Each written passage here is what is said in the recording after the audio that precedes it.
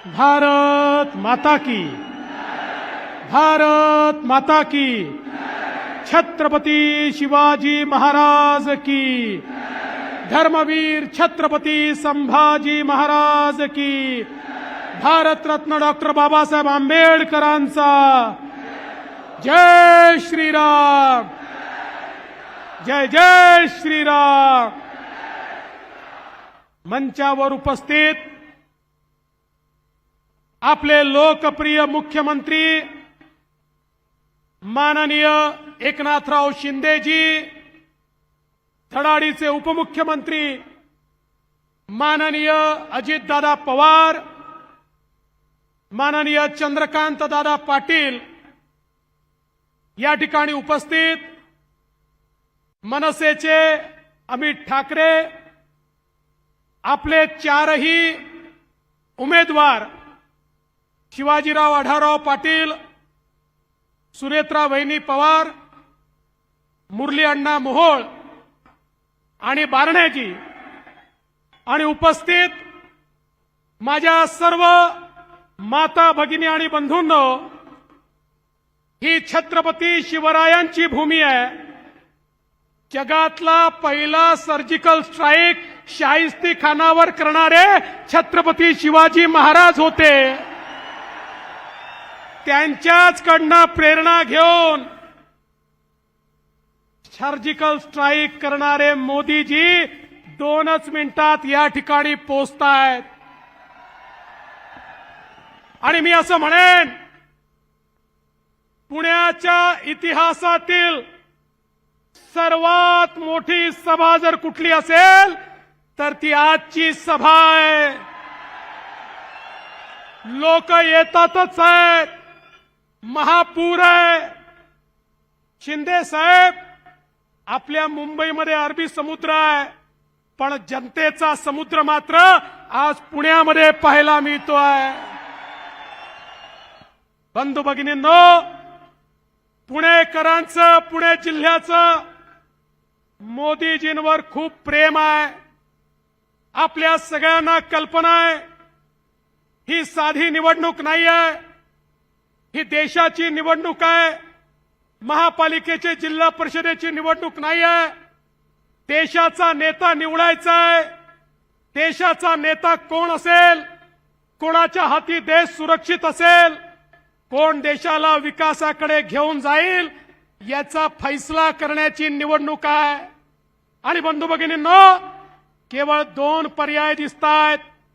एकीकडे विश्वगौरव असलेले विकास पुरुष माननीय नरेंद्र मोदीजी आहेत, आणि दुसरीकडे राहुल गांधींच्या नेतृत्वातली 26 पक्षाची खिचडी आहे. अरे मोदीजींची या ठिकाणी, मोदीजी आपले इंजिन आहेत. मोदीजींच्या सोबत या ठिकाणी शिंदे साहेबांच्या नेतृत्वात शिवसेना आहे. अजितदादांच्या नेतृत्वात या ठिकाणी राष्ट्रवादी काँग्रेस आहे. राज ठाकरेंची मनसे आहे.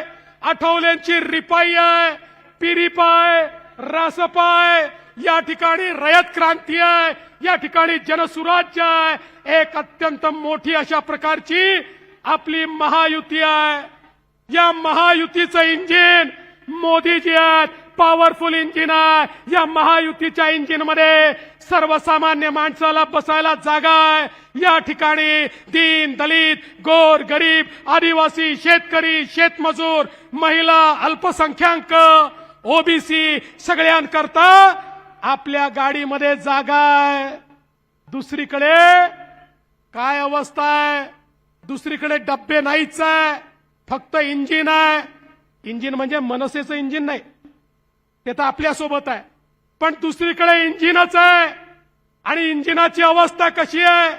राहुल गांधी म्हणतात मी इंजिन आहे, शरद पवार साहेब म्हणतात मी इंजिन आहे, उद्धव ठाकरे म्हणतात मी इंजिन आहे, मुलायम सिंगाचा पोरगा म्हणतो मी इंजिन आहे, लालू प्रसादांचा पोरगा म्हणतो मी इंजिन आहे, स्टॅलिन म्हणतो मी इंजिन आहे, ममता बॅनर्जी म्हणतात मी इंजिन आहे. त्या ठिकाणी डब्बे नाहीयेत, केवळ इंजिन आहे. आणि इंजिन मध्ये बसण्याकरता सर्वसामान्य माणसाला जागा नसते. तिथे केवळ ड्रायव्हर बसतो. आपल्याला कल्पना आहे त्या ठिकाणी राहुलजींच्या इंजिनमध्ये फक्त सोनियाजी आणि प्रियंकाजीला जागा आहे.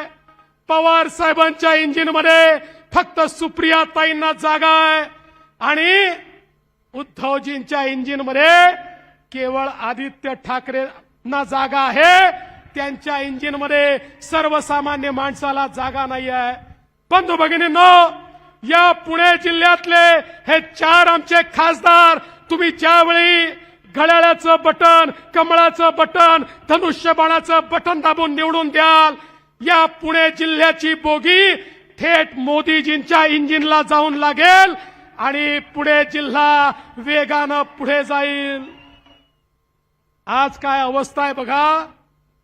हे पक्ष म्हणतात आम्ही आता आळीपाळीने या ठिकाणी प्रधानमंत्री बनवू.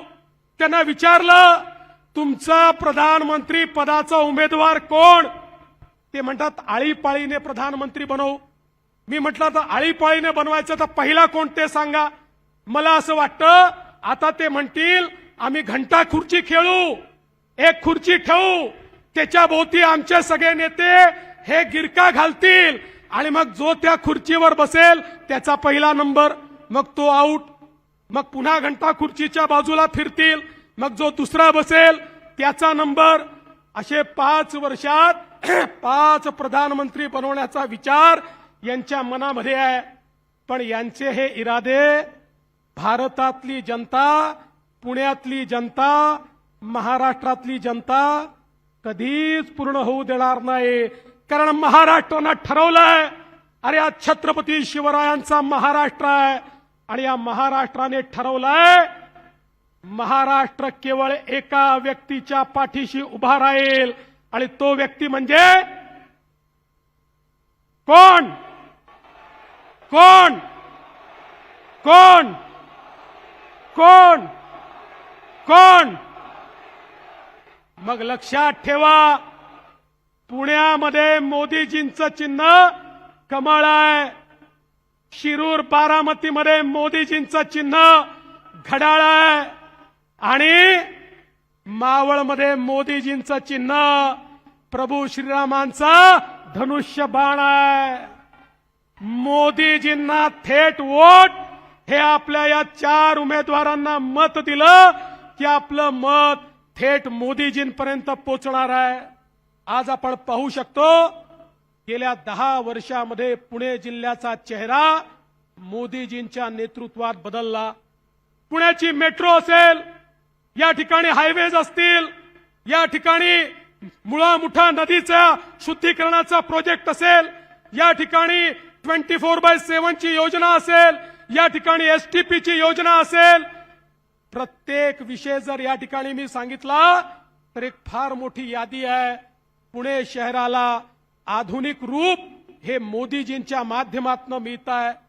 आता पुण्याचं नवीन टर्मिनल सुरू झालं, लवकरच त्या ठिकाणी आवागमन सुरू होईल. पुण्याला नवीन एअरपोर्ट देण्याचा मानस आमचा आहे. या पुण्याला देशाचं टेक्नॉलॉजी हब हे करण्याचा विचार आज आमच्या मनामध्ये आहे. मुख्यमंत्री एकनाथराव शिंदेजी, अजितदादा, आम्ही सगळे मिळून पुण्याला टेक्नॉलॉजी हबच्या रूपानं विकसित करतो आणि मला सांगताना आनंद वाटतो. अरे लोक सांगतात बंगलोर हे स्टार्टअप कॅपिटल आहे, कोणी म्हणतं हैदराबाद हे स्टार्टअप कॅपिटल आहे. पण तुम्ही आता या ठिकाणी जर बघितलं देशामध्ये सर्वात जास्त स्टार्टअप कुठे असतील तर ते महाराष्ट्रामध्ये आहे आणि त्यातही सर्वात जास्त मुंबई आणि पुण्यामध्ये आहे. अरे देशाचं स्टार्टअप कॅपिटल हे महाराष्ट्र आहे आणि महाराष्ट्राचं टेक्नॉलॉजी कॅपिटल हे पुणे आहे. महाराष्ट्राचं मॅन्युफॅक्चरिंग हब हे देखील पुणे आहे. बंधू भगिनींनो, लक्षात ठेवा, मोदीजींनी या देशामध्ये मेक इन इंडियाचा नारा दिला आणि मेक इन इंडियाचा नारा दिल्यानंतर काय चमत्कार झाला बघा. जो देश सर्व प्रकारचे शस्त्रास्त्र या ठिकाणी इम्पोर्ट करत होता, आयात करत होता, आता तो देश आपलं स्वतःचं फायटर जेट देखील बनवतो. तो देश आपल्या तोफा देखील बनवतो, तो देश आपली सबमरीन देखील बनवतो, तो देश आपल्या नौका देखील बनवतो आणि यातल्या डिफेन्स मॅन्युफॅक्चरिंग मध्ये सगळ्यात मोठा वाटा जर कोणाचा असेल तर तोही आपल्या पुण्याचा आहे, हे देखील या निमित्ताने सांगितलं पाहिजे। आत्मनिर्भर भारताची सुरुवात जी मोदीजींनी केली ती पुण्याने त्याला हात दिलेला आहे आणि आज या भारतामध्ये आपल्याला कल्पना अग्नीसारखं मिसाईल आपण तयार केलाय। जगाच्या पाठीवर जे 3 देशांकडे आहे ते आपल्याकडे आहे। 7000 किलोमीटर दूर कुठेही शत्रूचं ठाणं असलं तरी ते नेस्तनाबूत करण्याची ताकद मोदीजींच्या भारतामध्ये आहे। हा नवीन भारत आहे मित्रांनो, नवीन भारत आहे। आपल्याला कल्पना आहे, आपण तो काळ पाहिलाय। या देशामध्ये आतंकवादी यायचे, या ठिकाणी बॉम्बस्फोट करायचे, या ठिकाणून निघून जायचे आणि आमचे प्रधानमंत्री अमेरिकेपुढे जाऊन रडायचे, बघा बघा तो पाकिस्तान या ठिकाणी येतो, आमच्यावर हल्ला करतो, तुम्ही त्या पाकिस्तानला समजवा। त्या ठिकाणी बॉम्बस्फोट थांबायचे नाहीत, या देशाला कोणी मजबूत मानत नव्हतं। पण तुम्ही बघा मोदीजींच्या राज्यामध्ये बॉम्बस्फोट केल्यानंतर त्या ठिकाणी घुसून सर्जिकल स्ट्राईक आणि एअर स्ट्राईक केला। 2019 नंतर या देशामध्ये बॉम्बस्फोट करण्याची पाकिस्तानच्या बापाची हिंमत देखील झाली नाही। हे मोदीजींनी या ठिकाणी करून दाखवलं। अरे मजबूत भारत तयार केलाय, मजबूर भारत नाही आहे, हा मजबूत भारत आहे। आठवा तो कोविडचा काळ, ज्या काळामध्ये काय अवस्था होती।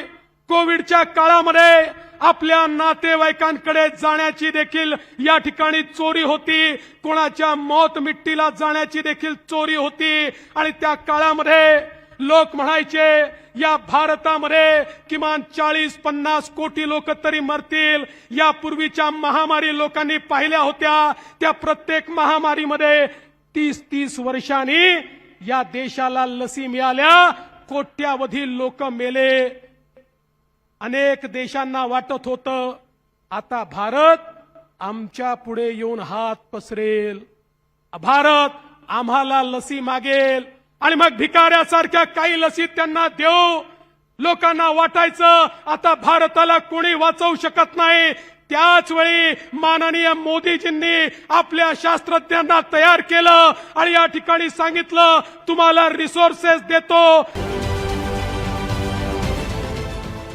देश विदेशातील प्रत्येक घडामोडींचे लाईव्ह अपडेट मिळवण्यासाठी आता साम टीव्हीच्या सर्व सोशल मीडिया प्लॅटफॉर्मला लाईक, फॉलो आणि सबस्क्राईब करा। तसंच सर्व नोटिफिकेशनसाठी बेल आयकॉन प्रेस करायला विसरू नका।